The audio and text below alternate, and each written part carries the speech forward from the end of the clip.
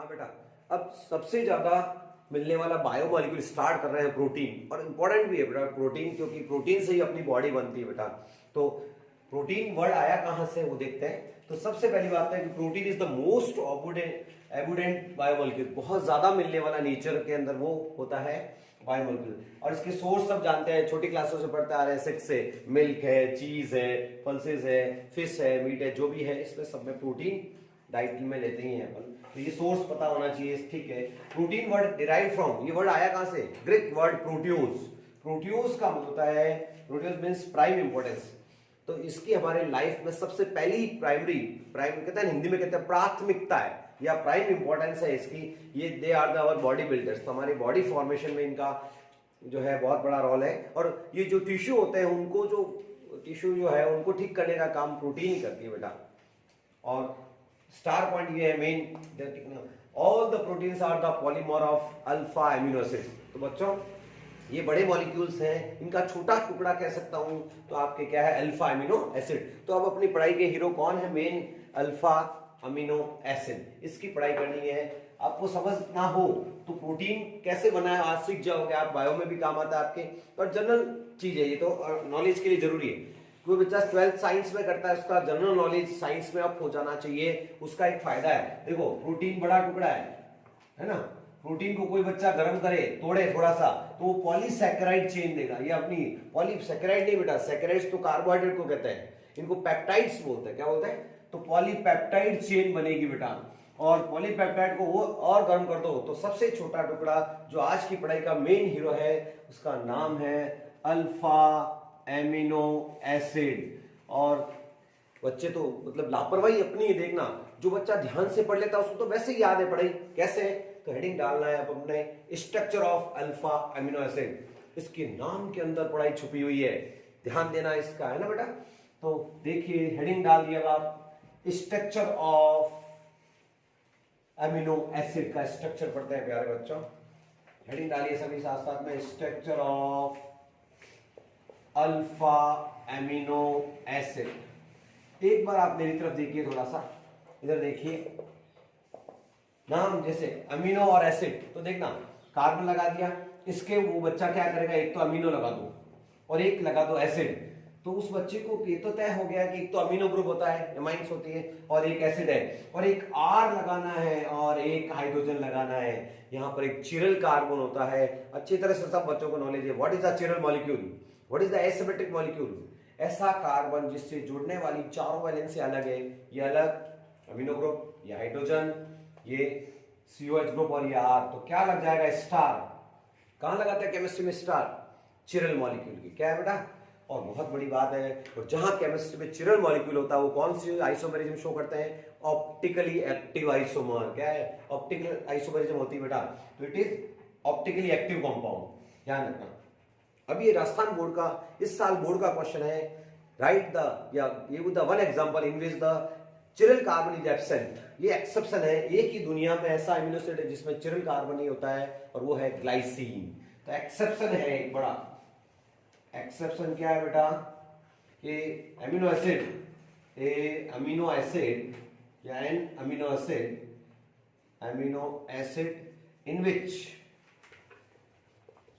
Chiral carbon is absent. क्या होता है चिरल कार्बन, सामने स्टार चमक रहा है वो, ये रहा बच्चों चिरल कार्बन। तो वो क्या होना चाहिए, एब्सेंट, चिरल कार्बन एब्सेंट। एक ऐसा एमिनो एसिड बताओ जिसमें चिरल कार्बन नहीं है, इसका मतलब वो ऑप्टिकली इनएक्टिव होगा। तो इट इज ऑप्टिकली इनएक्टिव है बेटा, ऑप्टिकल इनएक्टिव। तो कंपटीशन में एक क्वेश्चन आता है कि एक ऐसा एमिनो एसिड जो दुनिया में ऑप्टिकल एक्टिविटी नहीं शो करता, वो है ग्लाइसिन। और ग्लाइसिन का स्ट्रक्चर ये देखो इधर, CH2COH, और यहां लग जाएगा एमिनो। ये देखो एमिनो चमक रहा है और ये एसिड चमक रहा है। ये दुनिया का ऐसा है बेटा एमिनो एसिड जिसमें चिरल कार्बन नहीं होता है, इट इज ऑप्टिकली इनएक्टिव। और इसका फॉर्मूला आपने नोट कर लिया है, नाम क्या है इसका, ग्लाइसीन। क्या नाम बेटा, ग्लाइसीन, ये याद रखना है अलग से। तो ये है जनरल फॉर्मूला एमिनो एसिड्स का, और ये एक्सेप्शन है ग्लाइसीन, ऐसा एमिनो एसिड है जिसमें चिरल कार्बन एब्सेंट है प्यारे बच्चों, और ये ऑप्टिकली इनएक्टिव है। हाँ बेटा, क्लासिफिकेशन ऑफ एमिनो एसिड्स में सबसे पहला बेसिस क्या ले रहे हैं, on the basis of number of amino and acid group. भाई एमिनो एसिड बनते ही इनसे ही हैं, तो इस हिसाब से अपन देख रहे हैं। तो बेटा ऐसे अमीनो एसिड ध्यान देना जिसमें एक तो अमीनो ग्रुप हो और एक एसिड ग्रुप होता है, ये तो होता है बेसिक लेविस बेस। क्यों बच्चों, लॉन पैड चमक रहा है। और ये क्या होता है बेटा, एसिड। और एसिड और बेस जब बराबर हो, दोनों एक एक हो, तो ऐसे एमिनो एसिड्स को कहेंगे फर्स्ट कौन सा है बेटा, न्यूट्रल एमिनो एसिड्स। तो आपसे पूछेंगे कि एसिडिक बेसिक नेचर के हिसाब से कितने हैं, 3 टाइप के, जिसमें एक एक ही हो वो होता है न्यूट्रल एमिनो एसिड्स। जिसमें 2 तो आपके क्या हो बेटा, बेसिक ग्रुप अमीनो ग्रुप, और एक ही एसिड ग्रुप है, तो कौन होगा, वो बेसिक नेचर का होगा। तो दूसरा एमिनो एसिड कौन से होते हैं, बेसिक एमिनो एसिड्स, जिसमें बेस ज्यादा है बच्चों। और तीसरे टाइप के अमीनो एसिड्स होते हैं जिसमें एक तो अमीनो ग्रुप है, यानी बेस तो एक ही है, लेकिन एसिडिक ग्रुप कितने हैं बच्चों, 2 है। यहां लिख दूं क्या, बोले यहां लिख देता हूं, या आगे भी लिख दो, कोई दिक्कत नहीं है। वो होता है आपके एसिडिक एमिनो एसिड। तो बच्चों कुछ नहीं करना था, काउंटिंग करनी थी कि एमिनो ग्रुप कितने हैं, एक एक है तो न्यूट्रल, बेस ज्यादा है तो बेसिक, एसिडिक ज्यादा था एसिडिक, कुछ बड़ी बात नहीं थी। ठीक है, पढ़ना था इसलिए पढ़ लिया, नॉलेज होना चाहिए था। ठीक है। और दूसरा on the basis of synthesis in our body, यदि अपनी बॉडी उसको बना रही है तो अपने नॉन एसेंशियल है, खुद ही बन रहे हैं, अपने बॉडी के अंदर ही सिंथेसाइज हो रहे हैं, वो तो होते हैं नॉन एसेंशियल एमिनो एसिड्स। तो डेफिनेशन आप खुद ही बना लोगे, those amino acid which are synthesized in our body, they are not essential for the body, ठीक ना, अपना आप सेल्फ फॉर्मेशन होता है, तो उनको बोलते हैं non essential amino acids. But the essential amino acids क्या होते हैं, तो डेफिनेशन क्या लिखोगे, those amino acids which are not synthesized in our body, they are used to take from our diet, इनको बाहर से लेना ही पड़ता है। And deficiency of these amino acids, ठीक है ना, इनवाइट ए डिजीज, कोई एक इनविट जो है प्रोटीन डिजीज हो जाएगी। आपने छोटी क्लास में पढ़ा था, प्रोटीन की कमी से जो डिजीज होती है वो एसेंशियल एमिनो एसिड्स जब नहीं लेते हैं तो बीमारी हो जाती है। और एसेंशियल एमिनो एसिड्स का नंबर होता है 10।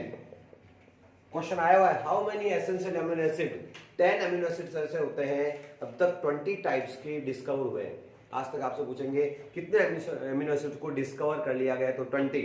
उसमें से 10 ऐसे हो गए हैं जिनको हमको बाहर से लेना ही पड़ता है, वो है एसेंशियल एमिनो एसिड। इनको याद करने की आपको एक ट्रिक बताऊंगा बेटा, और वो ट्रिक है टीवी मील पाथ। क्या है, टीवी सबके घर में है, मील पाली में है क्या, अपने पाली शहर में मील भी है, तो टीवी मील जाने का रास्ता, ठीक है ना। और पाथ का मतलब क्या होता है, रास्ता, यानी 10 है, आप गिन लो बोली 1 2 3 4 5 6 7 8 9 10।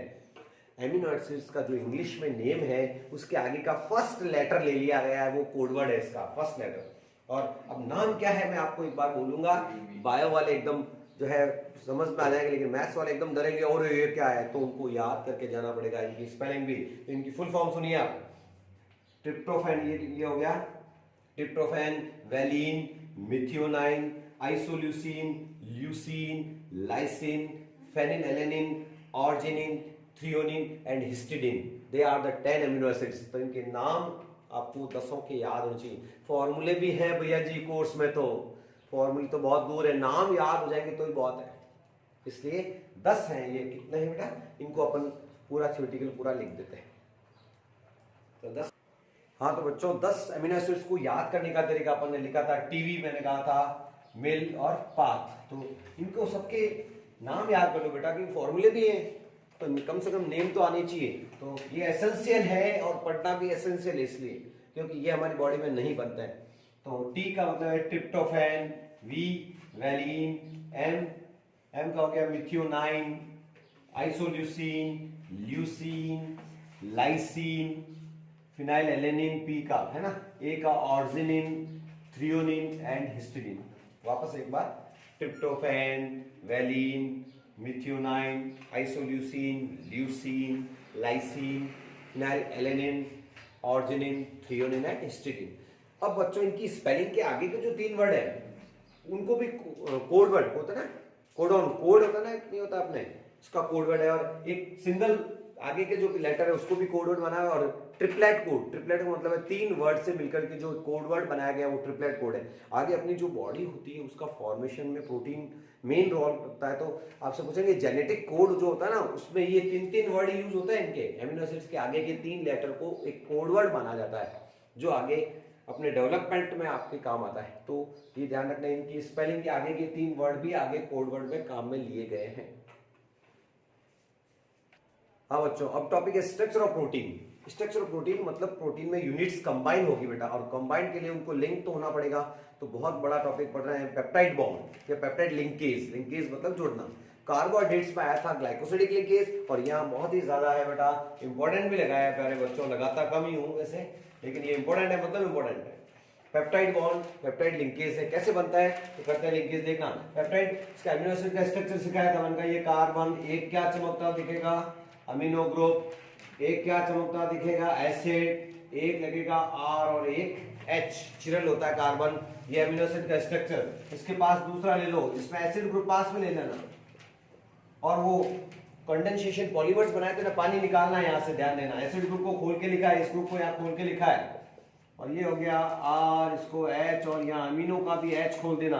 बस प्यारे बच्चों इधर देखो, इसका एक एच खोला, यहाँ से पानी निकाल दो, इधर का OH उड़ा देना और इधर का H उड़ा देना। बस क्या बार ये क्या हो रहा है केमिस्ट्री में, जब वाटर बाहर निकलता तो रिएक्शन कौन सी होती है, कंडेंसेशन रिएक्शन, ठीक है ना। बस NH2O का मतलब पानी निकाल रहे हैं इसमें से। बस यहाँ ध्यान देना, एरो लगा देना इधर, यहाँ से ध्यान दीजिए। टन टन टन क्या मतलब टन टन टन का, ये ओपन वैलेंसी CO ग्रुप, ये आगे बढ़ो, ये हो गया C, यहाँ आ गया आपके H, ये कौन सा ग्रुप हुआ, इधर ऊपर लिख दो, इसको डिस्टर्ब कर रहा है R। आगे चलो NH, आगे बढ़ जाओ, ये NH लिख दिया, उसके बाद CO, ये जुड़ गया, कनेक्शन हो गया भैया इनका आपस में, ये हो गया RH, और यहां से लिख रहा हूं NH। ध्यान दीजिए बच्चों, ये लगा दो बाहर तो N, और मेन इन दोनों का कनेक्शन हुआ है, वो कौन सा बॉन्ड है, CONH बॉन्ड। ये केमिस्ट्री का एमाइड बॉन्ड होता है। कौन सा ग्रुप है ये, एमाइड लिंकेज। कैसा बॉन्ड है बेटा, और ये जुड़े हैं, यही तो इसी का तो नाम क्या है, पेप्टाइड बॉन्ड। तो प्यारे बच्चों ये जुड़ गए हैं आपस में, और जुड़े किससे है बेटा, CONH बॉन्ड से। ये केमिस्ट्री का बहुत ही बढ़िया एमाइड बॉन्ड है। तो आपसे पूछेंगे पेप्टाइड लिंकेज कैसा लिंकेज है, तो आप हेडिंग में डालते हैं एमाइड लिंकेज। इसकी केमिस्ट्री पूछते हैं कि अंदर बॉन्ड कौन सा, एस्टर तो नहीं है, नहीं साहब, ये एमाइड लिंकेज है।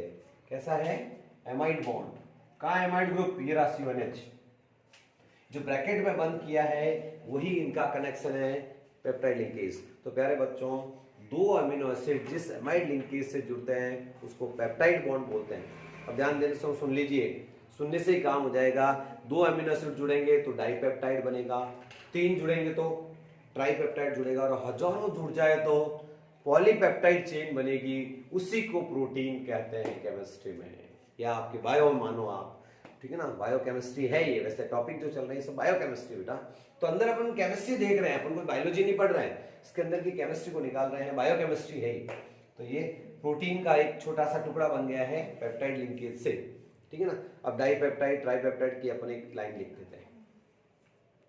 हाँ तो बच्चों पेप्टाइड लिंकेज पढ़ लिया बेटा था, ठीक है। 2 अमीनो एसिड जिस बॉन्ड से कंबाइन होते हैं वो पेप्टाइड लिंकेज। तो मैंने अभी जो बोला है वही मैंने यहाँ लिखा भी है कि 2 अमीनो एसिड जुड़ रहे, ध्यान दो इधर, व्हेन 2 अमीनो एसिड्स कंबाइन या लिंक, कंबाइन लिख सकते हो, ठीक है ना, bye peptide bond. Peptide bond कौन सा, ये CONH, फॉर्म डाइपेप्टाइड। जब 2 अमीनो एसिड जुड़ते हैं तो डाइपेप्टाइड बनता है। When 3 amino acids combine, 3 amino acid combine होंगे तो ट्राइपेप्टाइड बनेगा। And when large number of amino acids combine by the peptide bond, बहुत सारे जुड़ते हैं तो पॉली बोलते हैं बहुत सारे को, तो पॉलीपेप्टाइड चेन्स बनती है। जब उनका मॉलिक्यूलर मास एक साइंटिफिक तरीके से उसका मास फिक्स कर दिया 10,000 U के आसपास, जब उसका मोलर मास हो जाता है उसको प्रोटीन बोल देते हैं। उससे छोटा पॉलीपेप्टाइड चेन बोल दो आप, कोई दिक्कत नहीं है। तो mass when 10,000 U it is called protein. तो प्रोटीन क्या है, एक बड़ी पॉलीपेप्टाइड चेन ही होती है जो थोड़ी ज्यादा मॉलिक्यूलर मास की होती है, हाई मॉलिक्यूलर मास की। बहुत सिंपल सी बात है बेटा। अब अपन पढ़ लेते हैं क्लासिफिकेशन दिया बेटा। तो क्लासिफिकेशन किस बेसिस पे, हमेशा बेसिस होता है तो लिखा ना इसने बेचारे ने, एग्जाम में क्वेश्चन आया हुआ है ये 2 बार ये CBSE बोर्ड का प्रिय क्वेश्चन होता है ना, बहुत ज्यादा इंपॉर्टेंट क्वेश्चन है। On the basis of molecular shape. इसका शेप कैसा आता है, गोल गोल है तो ग्लोब्यूलर, फाइबर जैसा है तो फाइब्रस, बहुत सिंपल है। तो मॉलिक्यूलर शेप जो है आपसे पूछेंगे मॉलिक्यूलर शेप के अकॉर्डिंग प्रोटीन कितने टाइप की होती है, तो 2 टाइप की होती है बेटा। कौन सी, तो फर्स्ट होती है fibrous protein. Fibrous protein fibre like structure होती है।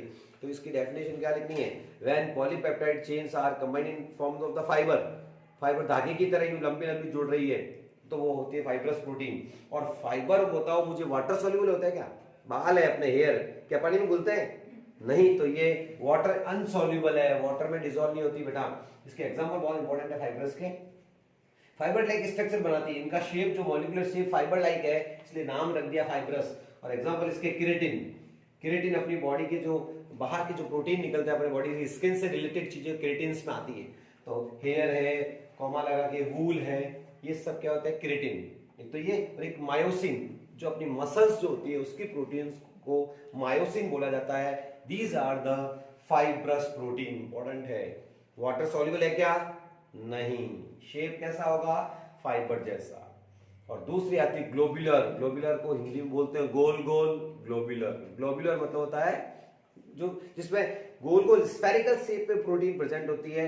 और वाटर सॉल्युबल, ये बात जरूर लिख दें आप, ये पानी में घुल जाती है, वाटर सॉल्युबल है। और बच्चों अच्छी तरह से मालूम होना, इंसुलिन, इंसुलिन का इंजेक्शन लगता है डायबिटीज वालों को, तो वो एक प्रोटीन है। इंसुलिन दुनिया का वो हार्मोन है, वो है जिससे वो पूरा का पूरा प्रोटीन से बना हुआ है। इंसुलिन पानी में घुल जाता है जब तो इंजेक्शन लगाते हैं डायबिटीज वाले, डिसॉल्व हो जाता है। और दूसरा है एल्ब्यूमिन, अंडे की प्रोटीन, अंडे की प्रोटीन में शैम्पू वगैरह में आती है प्रोटीन, यूं एल्ब्यूमिन होती है, वो भी पानी में डिसॉल्व हो जाती है। तो ये वाटर सॉल्युबल है और शेप इसका कैसा है, गोल गोल, इसलिए नाम रखा ग्लोबुलर प्रोटीन। और ये पानी में डिसॉल्व नहीं है तो वाटर अनसॉल्युबल है, वाटर इनसॉल्युबल। बच्चों तो ये मॉलिक्यूलर शेप के अकॉर्डिंग प्रोटीन थी। अब डिटेल में प्रोटीन का स्ट्रक्चर आएगा बेटा, बहुत ही आसान तरीके से उसको समझ लेंगे। कॉम्प्लेक्स होता है बहुत, लेकिन उसको 4 पार्ट में डिवाइड करेंगे, primary structure, secondary structure, tertiary structure और क्वाटरनरी स्ट्रक्चर। प्रोटीन के स्ट्रक्चर को एक डायग्राम से समझ लेंगे, इजी लगेगा। बुक में इतने कॉम्प्लिकेटेड दिए मैं वो नहीं, आपको जो पढ़ना है वो मैं आपको बता दूंगा और वही चीज आपको पढ़ाई करनी है। कितने मिनट हुआ?